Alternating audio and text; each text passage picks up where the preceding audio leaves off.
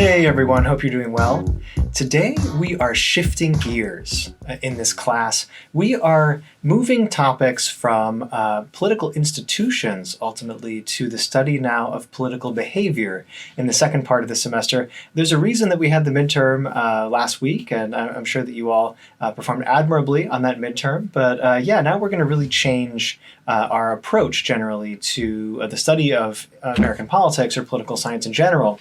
And in this sort of little set of squares here, we can see that we have the stuff that we've studied so far, right? Institutions, including the design of our Constitution, Congress, the presidency, the courts, and of course, to some extent, but not in huge detail, a discussion of some of the federal bureaucracies that are so important today in determining who gets what.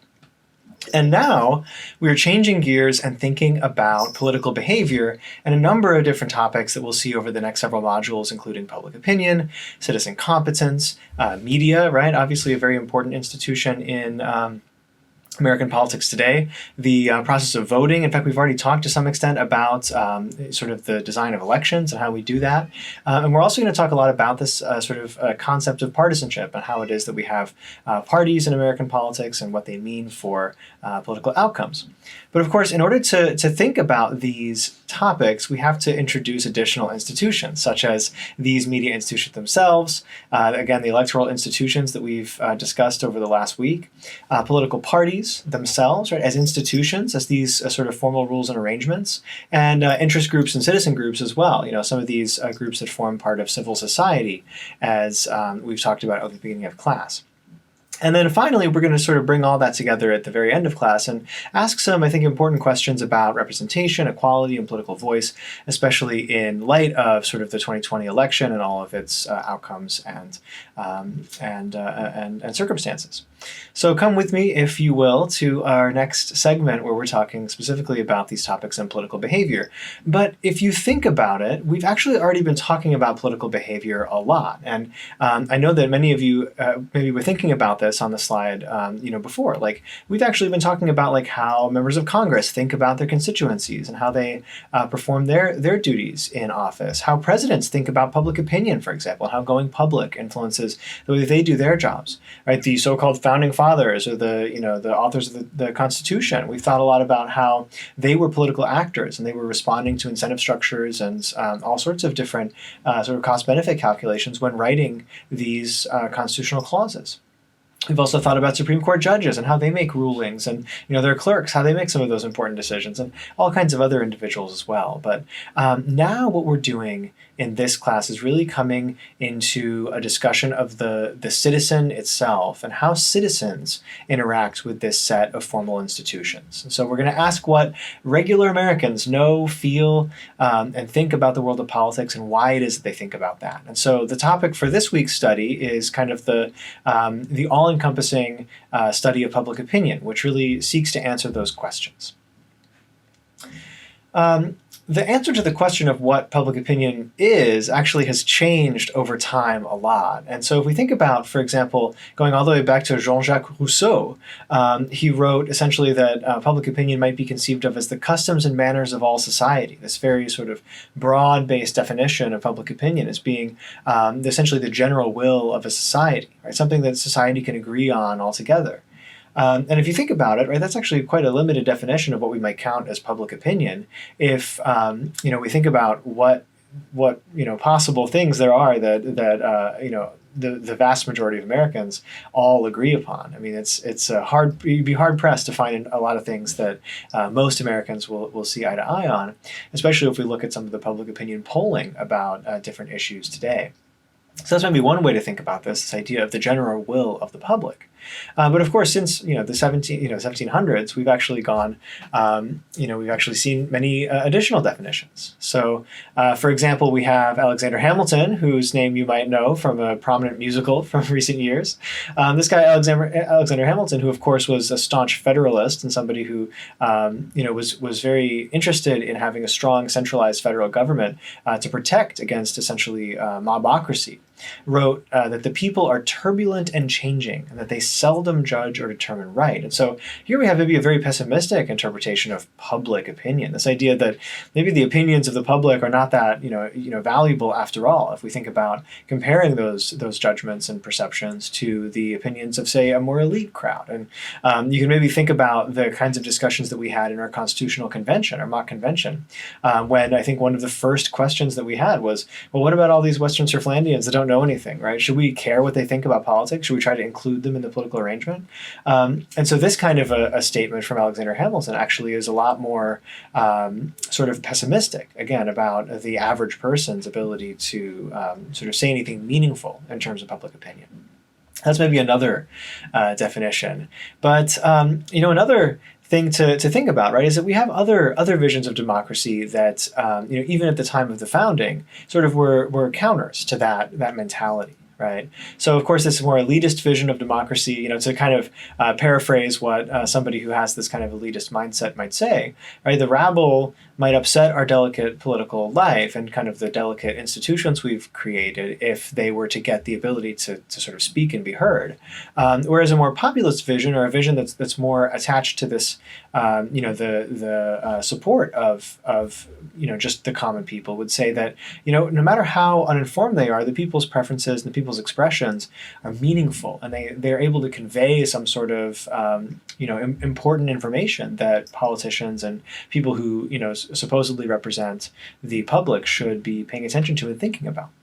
And so this tension exists, I think, in a lot of our political institutions. It exists in some of the early debates between Federalists and Anti-Federalists, and ultimately sort of the move towards a more democratic nation in America over the last 200 years or so has partially been about the tension between these two views, and sort of new voices emerging saying things like, look, I think that public opinion is meaningful, and we should be listening to the average American, or just Americans that are maybe not included in this elitist set.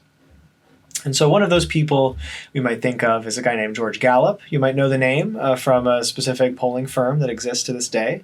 And so George Gallup was actually somebody who was really interested in this science of polling.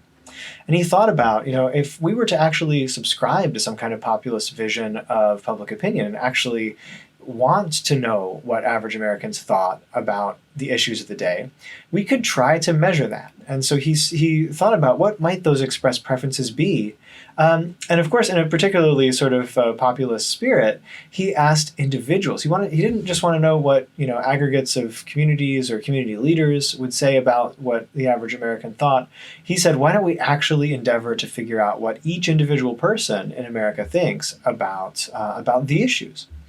And maybe we'll learn something important about politics that way. And so, I think it's important in this kind of discussion to remember that, we live in a 2020 and further kind of world, 2021 world, where this is kind of taken for granted to some extent, right? We know that people, conduct polls all the time. We know there's all these scientific polls that keep happening.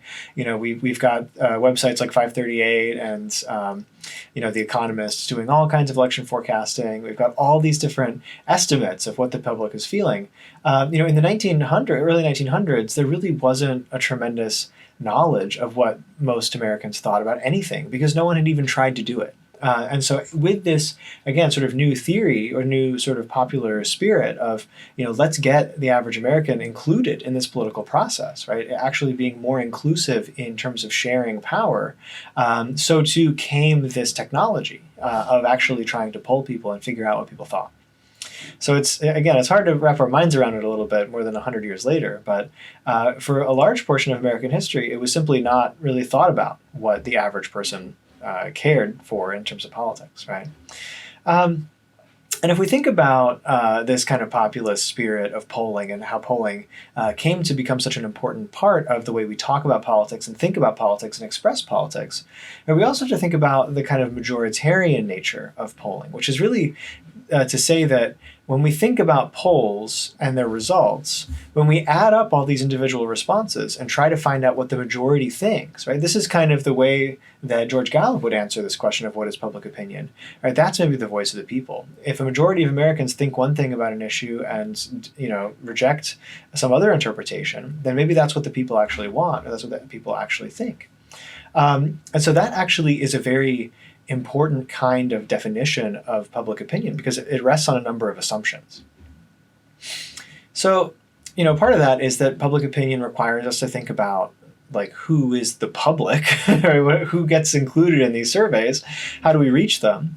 And then also this question of the issue that we want to know about. And, I think part of this, we'll see this in just a moment in additional module content, but, another part of this is how we actually pose these questions, because you might imagine that there's a lot of ways in which we could get it wrong when it comes to trying to measure what the voice of the people might be in terms of this majoritarian kind of survey instrument. So asking people a question about whether they prefer one option versus the other, if we're not asking the public in a way that's meaningful, if we're not essentially sampling the public in a credible way, and we're not asking about an issue in a way that is legible or meaningful to citizens, then we're going to arrive at an interpretation of public opinion that is in fact quite far from what the average American might really think about things. And so I say here that really public opinion could be quite meaningful. It could tell us a lot, and it could actually be sort of a springboard to building a much more democratic society.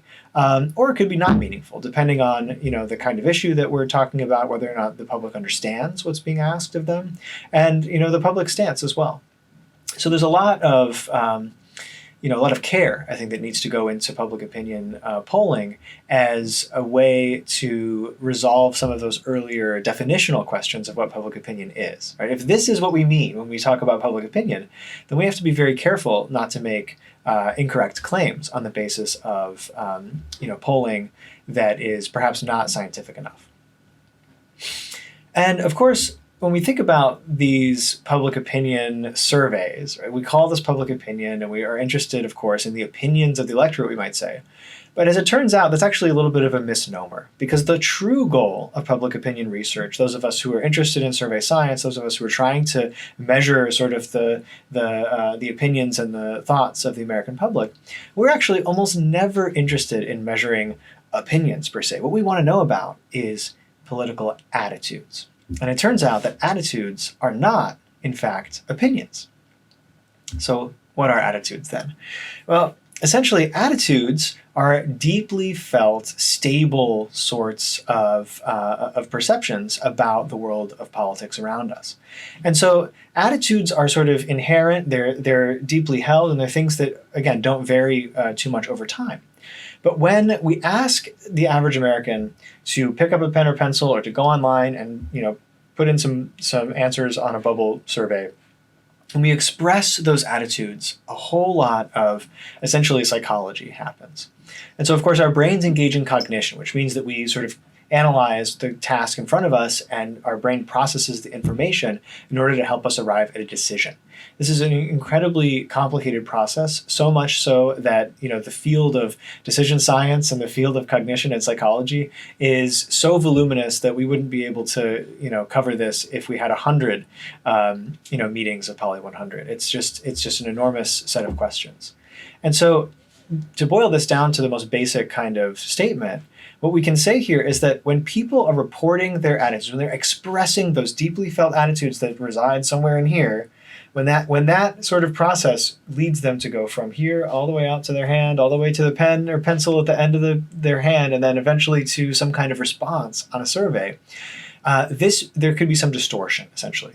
The opinions that people might report on surveys might not express their true or sort of long-term, enduring, deeply felt attitudes.